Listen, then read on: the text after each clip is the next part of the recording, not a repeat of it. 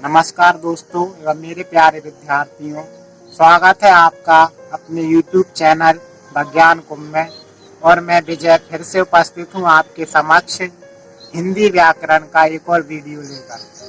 विद्यार्थियों, पिछले वीडियो में हमने स्वर एवं उसके प्रकारों के बारे में पढ़ा था और आज के वीडियो हम व्यंजन और उसके प्रकारों के बारे में पढ़ेंगे। उम्मीद है विद्यार्थियों कि आपने पिछले वीडियो में स्वरों को बहुत अच्छे से समझा होगा, क्योंकि वो बहुत जरूरी है। उसके बाद ही हम व्यंजनों पर आगे बढ़ेंगे। इसके साथ समय ज्यादा ना लेते हुए आइए हम शुरू करते हैं आज की क्लास। तो आइए शुरू करते हैं आज की हिंदी व्याकरण की कक्षा। व्यंजन। तो पहला प्रश्न नोट कर लीजिए विद्यार्थी, कॉपी और पेन साथ में लीजिए। व्यंजन किसे कहते हैं? कितने प्रकार के होते हैं? उम्मीद है आपने प्रश्न लिख लिया होगा। व्यंजन किसे कहते हैं? कितने प्रकार के होते हैं? उत्तर लिखिए। वे वर्ण जिनके उच्चारण में स्वरों की सहायता ली जाती है। वे वर्ण जिनके उच्चारण में स्वरों की सहायता ली जाती है व्यंजन कहलाते हैं। यह वे वर्ण जो स्वरों की सहायता से बोले जाते हैं उन्हें व्यंजन कहते हैं। व्यंजन 6 प्रकार के होते हैं। नंबर 1 स्पर्श व्यंजन, नंबर 2 नासिक व्यंजन, नंबर 3 अंतस्थ व्यंजन, नंबर 4 ऊष्म व्यंजन, नंबर 5 संयुक्त व्यंजन और नंबर 6 विक्षिप्त व्यंजन। विद्यार्थियों, आपने व्यंजनों के प्रकारों को लिख लिया होगा।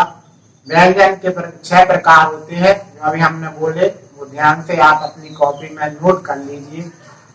अब बात करते हैं, आज हम सिर्फ स्पर्श व्यंजन पर ही चर्चा करेंगे।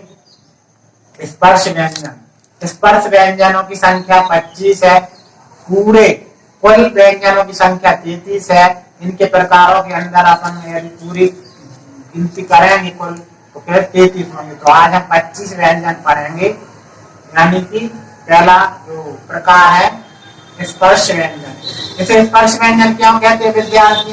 क्योंकि हमारी कंठ, जिह्वा और नासिका, तालु, मूर्धा से जीवा जो होती है वो छू जाती है, यानी स्पर्श करती है इन व्यंजनों को बोलने में। जैसे कि आप बोलेंगे टा, का, तो ये कुछ ना कुछ आपकी जीभ कहीं ना कहीं किसी भाग को, मुंह के अंदर के भाग को छू रही होगी, टच कर रही होगी।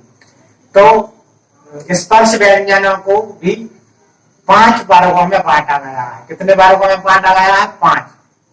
तो एक वर्ग का वर्ग नंबर 1 आता है का वर्ग। का कबूतर। का वर्ग में का वर्ग के व्यंजन और 2 स्वर आते हैं और एक विसर्ग यानी हा आता है। यानी का से लेके अंगा खाली तक के वर्ण और छोटा आ, बड़ा आ और ह ये आते हैं का वर्ग में। का वर्ग का उच्चारण स्थान है कंठ और इसके ध्वनि का नाम है कंठ ध्वनि। कंठ आप बोलेंगे, आपको महसूस होगा। एक बार आप विद्यार्थी अपने अपने प्रयोग कर लीजिए, बोल कर देखिए का वर्ग को। आ आ क ख क घ ङ ह। तो आप देखेंगे ये सब कंठ से ही हवा निकल रही है अंदर से बाहर की तरफ, तो इसलिए इनका उच्चारण स्थान है कंठ। दूसरा वर्ग है चा वर्ग। चा से लेके यहाँ तक के वर्ण चा वर्ग में आते हैं और इसमें 2 स्वर आते हैं, छोटी ई, बड़ी ई और या और श आता है। तो इसे बोलते, इसका उच्चारण स्थान कौन सा है चा वर्ग का? तालु। और ध्वनि कौन सी है? तालव्य ध्वनि। कौन सी है विद्यार्थियों? तालव्य ध्वनि। चलिए आप इसका प्रयोग करते हैं हम लोग बोलकर तालु उच्चारण का। इसे तालु भाग में क्यों रखे गए हैं इस वर्ग को? तो आइए देखिए, चा वर्ग को रखा तो अपन पहले चा वर्ग ही बोलते हैं। बोलिए च, छ, ज, झ, य, श, इ, ई। तो आपने देखा होगा ताली, ताली माने होता है जीभ, कंठ और जीभ के नीचे का तालु है और इसकी ध्वनि का नाम रखा गया तालव्य ध्वनि। अगला है टा वर्ग, तीसरा वर्ग को बोलते हैं टा वर्ग और टा वर्ग का उच्चारण स्थान है मूर्धा और उच्चारण स्थान के बाद इसकी ध्वनि कौन सी है? मूर्धन्य ध्वनि। कौन सी है विद्यार्थी? मूर्धन्य ध्वनि। तो आइए प्रयोग करते हैं टा वर्ग के उच्चारण का। इसे मूर्धा में क्यों रखा गया है? मूर्धा माने अपनी जीवा का आगे का हिस्सा ऊपर टच करे। आप बोलेंगे तो ऊपर टच करता हुआ आपको महसूस होगा। चलिए बोलते हैं, क्योंकि टा वर्ग है तो टा वर्ग के पूरे वर्ड बोलेंगे। बोलिए, आइए हमारे साथ प्रयोग करते हैं। टा, ढा, ड, आपको महसूस हुआ विद्यार्थियों? टा, ढा, ड, टा, रा। तो देखिए आपकी जो जीभ का आगे वाला भाग होगा ना वो ऊपर टच हो रहा होगा, इसलिए उसे मूर्धन्य ध्वनि बोलते हैं। इसकी जो ध्वनि है वो मूर्धन्य ध्वनि है। अगला वर्ग है ता वर्ग। ता वर्ग का उच्चारण स्थान है दांत और इसकी ध्वनि का नाम है दंत्य ध्वनि, क्योंकि दांत से टकराएगी जीवा। चलिए आप प्रयोग करते हैं ता वर्ग की। आप ता, था, ध, ध, न, ला, सा। सा सपेरा वाला सा बोलेंगे तो दांतों से जीभ का आगे वाला भाग दांतों को छू रहा होगा। महसूस कीजिए, आप बोलिए ता, था, द, धा, न, ल, सा। तो ये इसलिए इसका उच्चारण स्थान दांत है। अब अगला वर्ग है पा वर्ग, पांचवा वर्ग। पा वर्ग में आते हैं पा पतंग से और इसमें दो स्वर हैं, छोटा ऊ, बड़ा ऊ। और इस पा वर्ग का उच्चारण स्थान है ओष्ठ। कौन सा है? ओष्ठ। और इसकी ध्वनि कौन सी है? ओष्ठ। चलिए हम और आप प्रयोग करते हैं साथ में। पा वर्ग को ओष्ठ में क्यों रखा गया है? प, फ, ब, भ, म, उ, ऊ। आपको महसूस हुआ होगा ओंठ से बोल रहा, ना आपके दांतों से जीभ टकरा रही होगी ना कुछ हो रहा, आप ओंठों से बोल रहे हैं। पा, फ, ब, भ, म, उ, ऊ। तो इसीलिए ओष्ठ बोलते हैं। तो इस तरह से स्पर्श, यानी कि हमारी जीभ स्पर्श कर रही होगी, इस कारण से ऊपर के तालु पे कर रही होगी, मूर्धन पे कर रही होगी, कंठ से निकल रही होगी ध्वनि।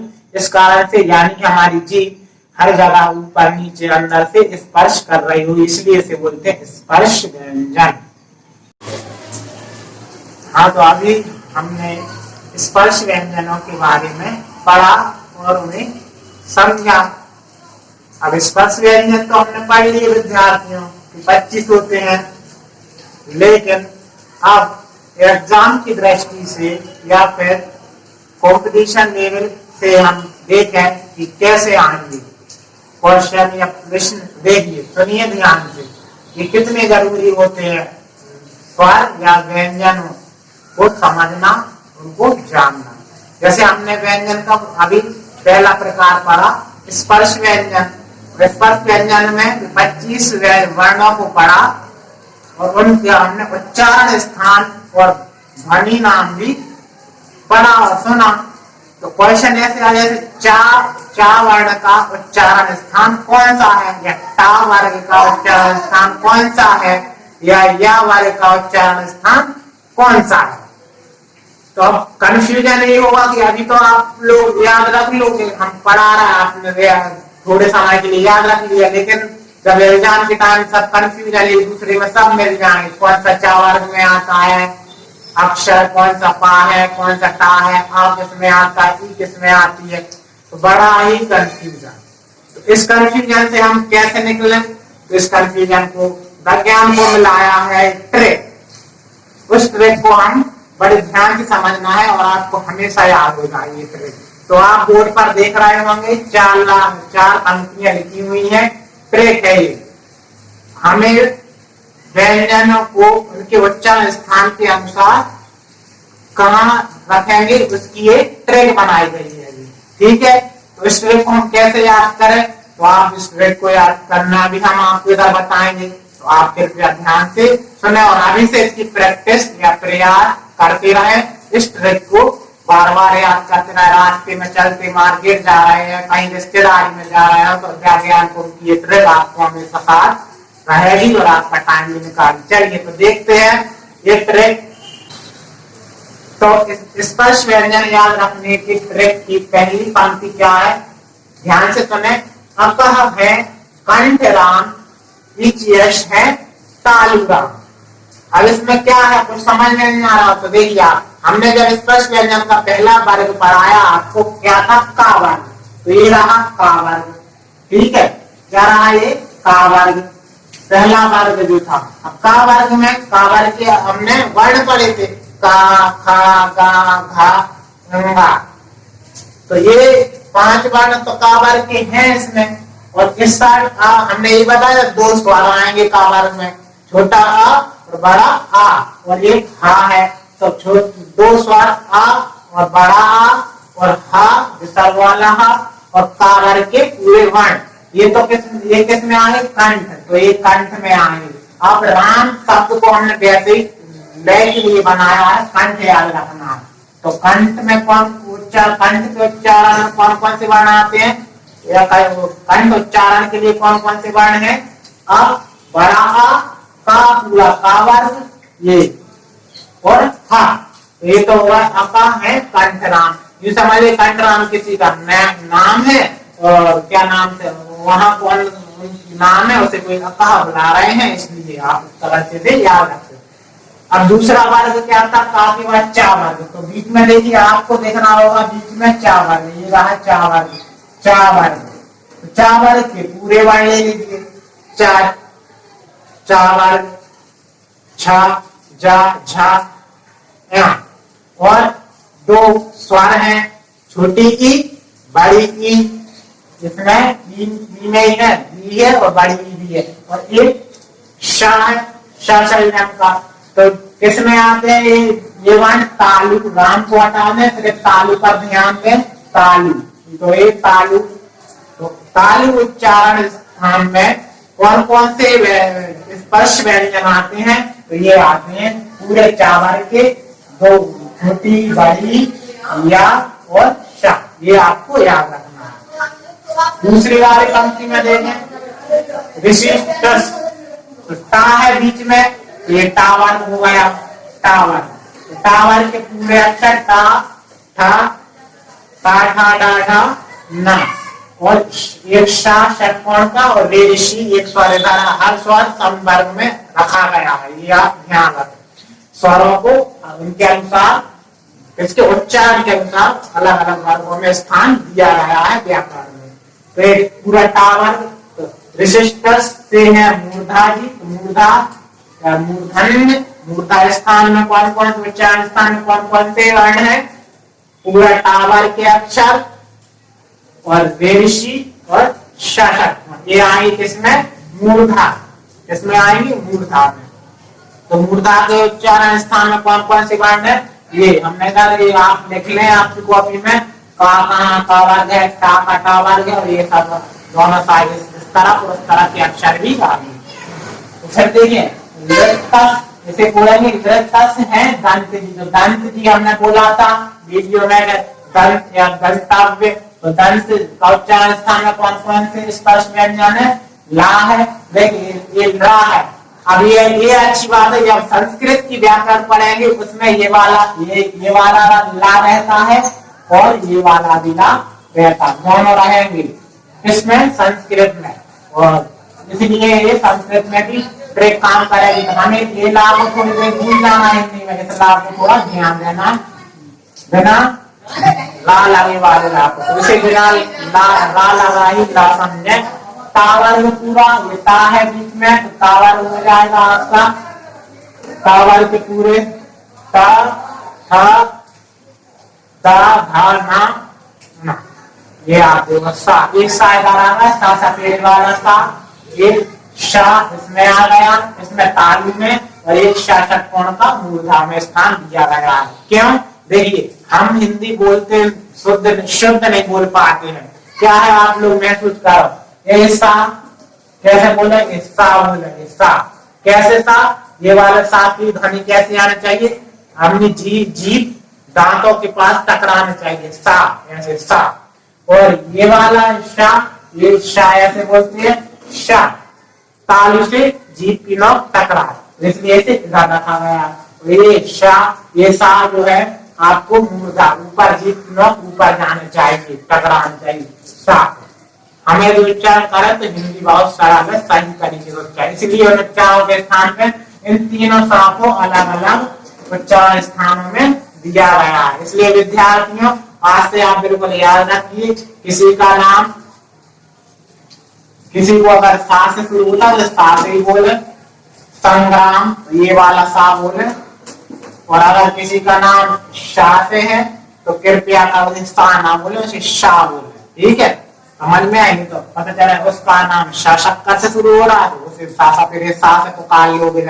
और ये वाला षटकोण वाली शाखा जो, तो वो ये सेम ये थोड़ा सा अंतर है बोलने को बारीक का, इसे तालु से जैसे मूर्धा से टकराना है जीभ की नोक। और आगे आप ऊ में दोनों ऊ है, छोटा ऊ बड़ा ऊ और पावर पूरा, तो ये पावर किसमें जाएगा, पावर के पा वा वा मा, ये सब पोस्ट में, तो ये सब पोस्ट में ओठों को टकराने चाहिए, पूरा पावर ऊ और बड़ा ऊ। तो आप देख रहे हैं कहाँ टकरा रहा, ओठ से, इसलिए ओष्ठ उच्चारण सा ओष्ठ है। और केवल वा दंतोष्ठ, केवल वा यानी कि वा और वा में भी अंतर है। वा जब हम बा बकरी वाला बा बोलेंगे तो वो बा आ गया पा के वर्ग में, यानी कि ओष्ठ में बा, तो दोनों ऊपर नीचे के ओठ टकरा रहे होंगे। और वाह बोलेंगे से बा नहीं बोलेंगे, वावन का हुआ, जब वाह है तो दंत ओष्ठ में, यानी दांत और ओष्ठ के बीच का जो भाग होता है दंतोष्ठ, तो दोनों से घनी निकलेगी, इसलिए वाह होता है। ठीक है, क्योंकि ओठ भी हिलेंगे और दांतों की जीभ की नोक दांतों से भी टकराएगी। अब हम आखिरी नाम क्या, ए आई है कंठ तालु, यानी कंठ तालु, ए और आई कंठ तालु में आए, कंठ अकेले में नहीं, तालु में नहीं, दोनों में कंठ तालु से ध्वनि निकले, कंठ से भी और तालु से भी, ए आई इस तरह से। और ओ और औ इन दोनों अक्षर ओ औ का हो कंठोष्ठ, ओ और औ को कहाँ रखा गया है, कंठोष्ठ, कंठ से भी आवाज ओ, जब तक ओ बोलोगे तो कंठ तक आएगी, और ओ और से और जो है आपकी ऐसे हो जाएंगे तो वो बोलोगे, अपने आप समझ में आ रही, प्रयोग करो बोलने का, तो ओ और आपको कंठोष्ठ में रखा गया है। अब आप समझ रहे होंगे इस तरह को, ये उम्मीद है हमें, और एक तरह का आपको परीक्षा में आ रही, कोई सी भी कॉम्पिटिशन में आप तैयारी कर रहा हूँ, इस तरह से आप कभी भी किसी भी वर्ण का उच्चारण स्थान नहीं भूलेंगे, बस आप इस तरह की याद रखने। कैसे, एक बार रिपीट करके बता रहे हैं।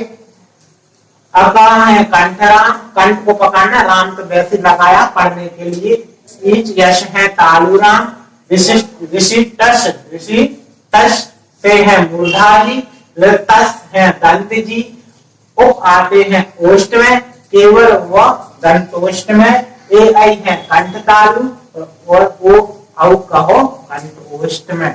इस तरह से लाइन को आप लय में बना लें गाने टाइप की, और इसकी प्रैक्टिस करते रहे। तो अक्षरे स्पर्श व्यंजन पढ़ेंगे हम, और बाकी व्यंजनों के प्रकार के लिए हम अगली वीडियो लाएंगे बहुत ही जल्द। अगर हमारी वीडियो आपको पसंद आई हो तो लाइक कीजिए और अपने दोस्तों के साथ शेयर कीजिए और सब्सक्राइब कीजिए और घंटी को दबा दीजिए। धन्यवाद।